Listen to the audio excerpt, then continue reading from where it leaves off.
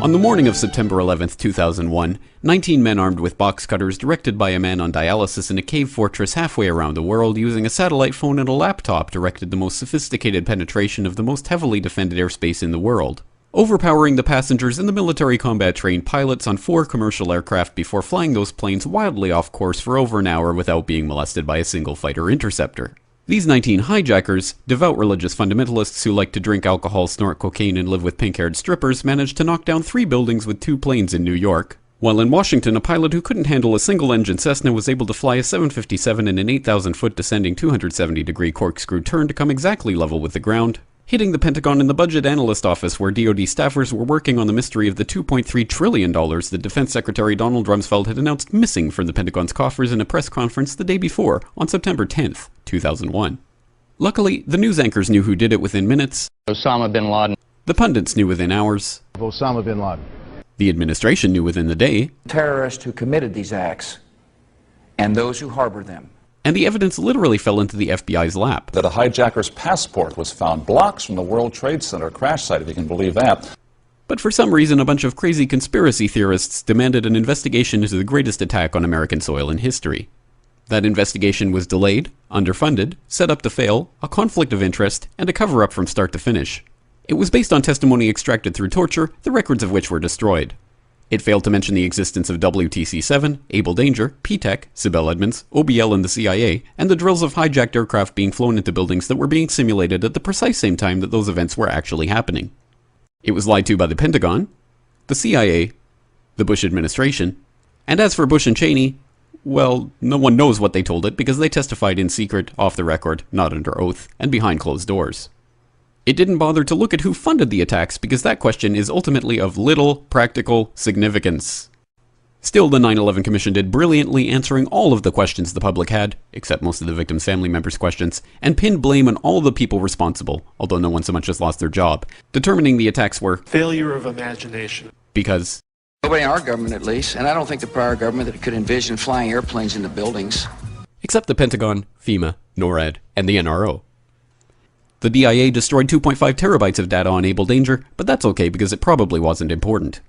The SEC destroyed their records on the investigation into the insider trading before the attacks, but that's okay because destroying the records of the largest investigation in SEC history is just part of routine record keeping. NIST has classified the data that they used for their model of WTC-7's collapse, but that's okay because knowing how they made their model of the collapse would jeopardize public safety.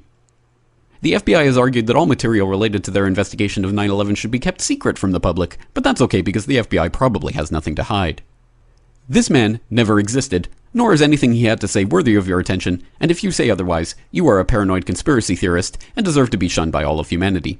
Likewise him, and her. And her, and her, and him. Osama bin Laden lived in a cave fortress in the hills of Afghanistan, but somehow got away. Then he was hiding out in Tora Bora, but somehow got away.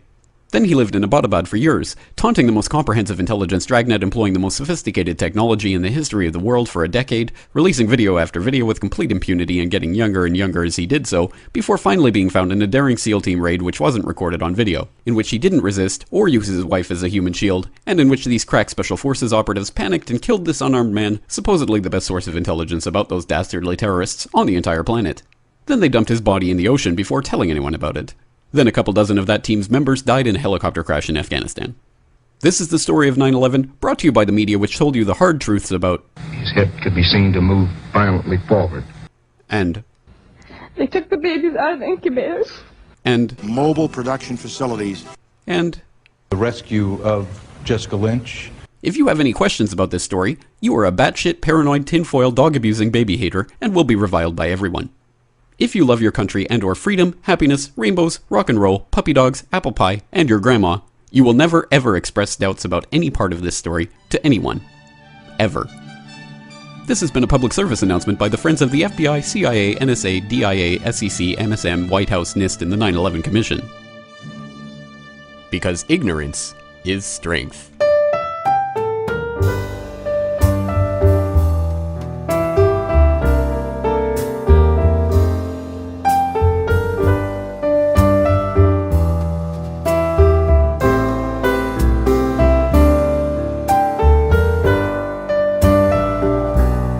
I I was the CI director. We lied, we cheated, we stole. It was like we had entire training courses.